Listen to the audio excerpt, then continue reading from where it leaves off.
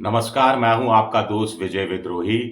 आप मुझसे जुड़ चुके हैं, इसके लिए आप सबका तहे दिल से शुक्रिया। अगले 7-8 मिनट में आपसे जुड़े रहने की कोशिश करूंगा। विजय फैक्टर हमारे खास कार्यक्रम में आप सबका स्वागत है। रज्जो, तू आज काम पे भी नहीं आई। आज मन्नू की स्कूल की बस लग गई है ना, इसलिए इसको छोड़ने आई थी। स्कूल की बस? पर तेरा मनु तो सरकारी स्कूल में पढ़ता है ना। हाँ जी दीदी, अब सरकारी स्कूलों में 200 बसें चल पड़ेंगी, जिसका फायदा मेरे मन्नू जैसे 10,000 बच्चों को होगा। सरकारी स्कूलों ਨੂੰ भी बहुत शानदार ਬੱਸਾਂ ਅਸੀਂ ਦੇਵਾਂਗੇ। ਪਹਿਲੇ ਬੈਚ ਵਾਸਤੇ 20,000 ਬੱਚੇ ਦਾ ਅਸੀਂ ਪ੍ਰਬੰਧ ਕਰ ਰਹੇ ਹਾਂ। इन दिनों भारतीय प्रधानमंत्री नरेंद्र मोदी जब जब अमेरिकी राष्ट्रपति डोनाल्ड ट्रंप की तस्वीर या कोई वीडियो देखते होंगे तो उनके दिमाग में पुराना फिल्मी गाना घूम रहा होता होगा। गैरों पे करम, अपनों पे सितम। गैरों पे करम, अपनों पे सितम। ए जाने वफा ये जुल्म ना कर, ये जुल्म ना कर। और इसके साथ साथ ही मोदी को गालिब का शेर याद आता होगा, हमको उनसे है वफा की उम्मीद, जो नहीं जानते वफा क्या है। तो मोदी को डोनाल्ड ट्रंप ने अपने राष्ट्रपति का जो शपथ ग्रहण समारोह है उसमें नहीं बुलाया।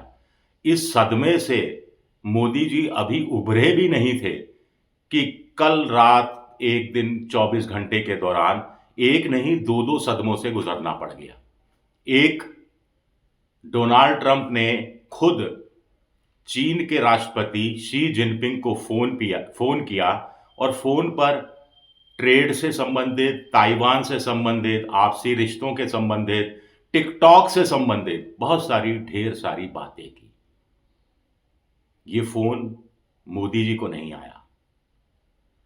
दूसरा, एक निमंत्रण जिसका मोदी जी इंतजार करते रहे, इंतजार कर करके भी फिर गालिब का शेर था, फिर ना नींद आई उम्र भर, आने का कर गए अहद, आए जो ख्वाब में। तो खैर, अंबानी जी को निमंत्रण आ गया, मिस्टर एंड मिसेस अंबानी जा रहे हैं और मोदी जी को बुलाया तक नहीं गया। ये दूसरा झटका था। कुछ लोग कह रहे हैं कि मिस्टर एंड मिसेस अंबानी को नहीं जाना चाहिए कि हमारे प्रधानमंत्री को नहीं बुलाया तो देश का अपमान हो गया, 140 करोड़ की जनता का अपमान हो गया, तो हम भी नहीं आएंगे। ऐसा नहीं होता है। सबके रिश्ते अपने अलग अलग स्तर पर होते हैं और डोनाल्ड ट्रंप ने तो जता दिया कि जैसे भारत के लिए इंडिया फर्स्ट है, वैसे ही अमेरिका के लिए अमेरिका फर्स्ट है उनके लिए। कहाँ तो भारत ये उम्मीद करता था और चीन से थोड़े बहुत पंगे भी ले लेता था कि डोनाल्ड ट्रंप उनकी मदद के लिए आएंगे, या फिर भारत इस उम्मीद में था कि भारत इतना बड़ा दुनिया का बाजार है और अमेरिका एक बनिया देश है, उसको भारत के बाजार की हमेशा ज़रूरत पड़ेगी, वो भारत को किसी कीमत पर नाराज़ हो कराकर चल ही नहीं सकता। और दूसरा, क्योंकि चीन के खिलाफ आर्थिक लड़ाई, आर्थिक युद्ध जैसी स्थिति ट्रंप ने पैदा कर दी थी, तो ज़ाहिरा तौर पर भारत बहुत बड़ा साथी बनता अमेरिका का। लेकिन ये क्या किया? ये तो चाणक्य नीति को भी मात कर दिया ट्रंप ने। दोस्त के दुश्मन के साथ हाथ मिला लिया और दोस्त को हाशिए पर छोड़ दिया। माय गुड फ्रेंड ट्रंप, अब की बार ट्रंप सरकार, हाउ इज मोदी, ये तमाम बातें भूल गए ट्रंप साहब और शी जिनपिंग से कह रहे हैं कि हमें दुनिया को और ज़्यादा बेहतर बनाना है, मिलकर और ज़्यादा सुरक्षित बनाना है और ज़्यादा शांतिपूर्ण बनाना है, दोनों को मिलकर काम करना है, व्यापार के क्षेत्र में आपस के मनभेद दूर करने हैं। शी जिनपिंग भी कह रहे हैं कि अमेरिका और चीन के बीच में एक दूसरे के म्यूचुअल इंटरेस्ट को बरकरार रखना और उसको और बढ़ाने के व्यापारिक बातें करनी है। अब देखिए, अमेरिका एक दुनिया का सबसे बड़ा बनिया देश है। अमेरिका किसी को मुफ्त में कुछ नहीं देता, बदले में हमेशा कुछ ना कुछ चाहता है। एक, और चीन के बारे में कहा जाता है कि चीन के लिए कि कोई सौदा चूकना नहीं है, कोई सौदा छोड़ना नहीं है और हर सौदे में मुनाफा कमाना है।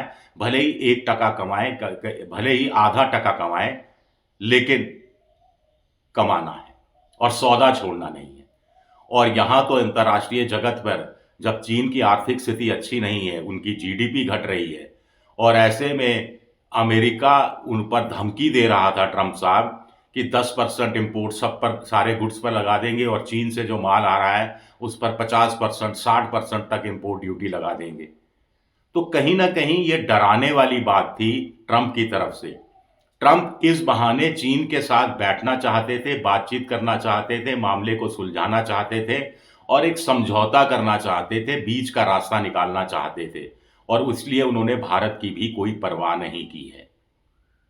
क्वाड का एक सदस्य भारत है और अमेरिकी राष्ट्रपति जिस दिन शपथ ग्रहण करेंगे उसके अगले एक आध दिन में क्वाड की बैठक होने वाली है, जिसमें ऑस्ट्रेलिया है, भारत है, अमेरिका है। तो भारत की इज्जत वहां तो बची हुई है, लेकिन अभी तो जाते जाते जो बाइडन ने ही रूस से तेल जो भारत सस्ते दाम पर आयात करता था उस पर प्रतिबंध लगा दिया था और भारत सरकार ने तुरंत इसे स्वीकार भी कर लिया था। ये कूटनीतिक कमजोरी मानी जाए या क्या माना जाए, ये मैं आप पर छोड़ता हूं, लेकिन भारत की कुल मिलाकर अमेरिका के साथ जो व्यापारिक रिश्ते रहे, जो सामरिक रिश्ते रहे, जो कूटनीतिक रिश्ते रहे, उनकी अग्नि परीक्षा का दौर है। ट्रंप पता नहीं किस बात से लेकर नाराज हैं भारत से।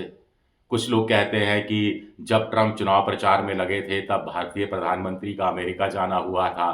ट्रंप ने खुद इच्छा जाहिर की थी कि मोदी जी थोड़ी देर के लिए मिल लें ताकि इंडिया डायस्पोरा को प्रभावित किया जा सके। मोदी जी को लगा कि अंबानी का इश्यू आगे जाकर गरमा सकता है।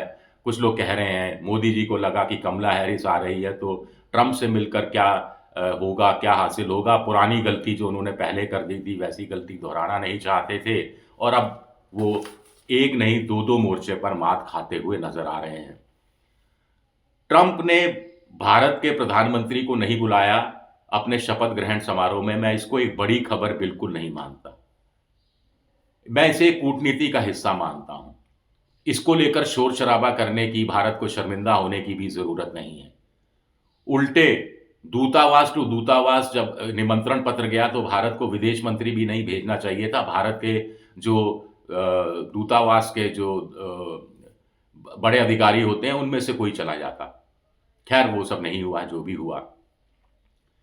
लेकिन हुआ हाइप, ये सब ऐसा क्रिएट कर दिया गया हिंदुस्तान में कि अब उसका खामियाजा मोदी की व्यक्तिगत छवि को उठाना पड़ रहा है और Bharat as an whole 142 crore की आबादी को उसका खामियाजा कहीं ना कहीं उठाना पड़ रहा है। ये अच्छी बात नहीं है।